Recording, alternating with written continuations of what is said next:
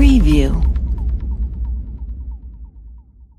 The talk show host started off the night with an emotional monologue condemning the disgusting situation in Charlottesville and had some criticism for President Trump.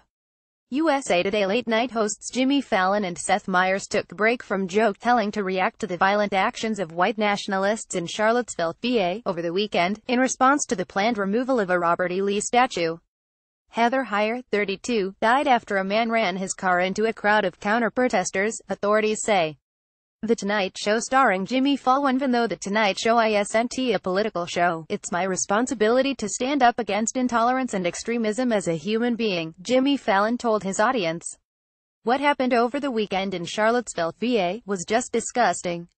I was watching the news like everyone else, and you're seeing Nazi flags and torches and white supremacists, and I was sick to my stomach. Fallon also had critical words for President Trump. The fact that it took the president 2 days to come out and clearly denounce racists and white supremacists is shameful. And I think he finally spoke out because people everywhere stood up and said something, said Fallon. It's important for everyone, especially white people, in this country to speak out against this. Ignoring it is just as bad as supporting it, and remember there are people who have given their lives to make sure this kind of hate doesn't spread, he added. They fought and died on the right side of history. One brave woman in Charlottesville, Heather Heyer, died standing up for what's right at the age of 32. I can't look at my beautiful, growing, curious daughters and say nothing when this kind of thing is happening. We all need to stand against what is wrong, acknowledge that racism exists, and stand up for what is right, and civil, and kind. And to show the next generation that we haven't forgotten how hard people have fought for human rights.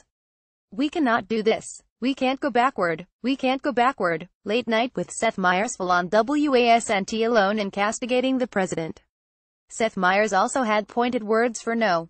45. It was a horrifying incident that left most of the country stunned and terrified, but on Saturday you didn't hear Hayer's name, or the terrorist's name, or even the word terrorist from our president, the late-night host said before introducing a clip of Trump condemning the display of hatred, bigotry and violence on many sides. On many sides, Meyers reiterated, looking stunned.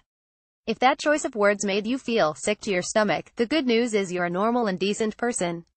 The jury is still out on the president as he initially refused to condemn the white supremacist movement in this country, Meyers said. Due to Trump's latency in denouncing white supremacism, many of those people see him as leading that movement. The leader of our country is called the president because he's supposed to preside over our society, Meyers reasoned. His job is to lead, to cajole, to scold, to correct our path, to lift up what is good about us, and to absolutely and unequivocally and immediately condemn what is evil in us. And if he does not do that, if he does not preside over our society, then he is not a president. Read or share this story http://susset.ly2xoof9n